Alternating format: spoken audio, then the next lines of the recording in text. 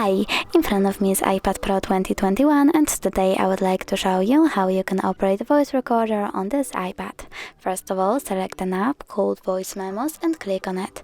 Now tap on this red button to start your recording. You can pause it and unpause it by tapping on the same one. If you want to end your recording, click on Done over here. When you're done, you can click on Edit at the top right corner, click on current name of your recording and change it.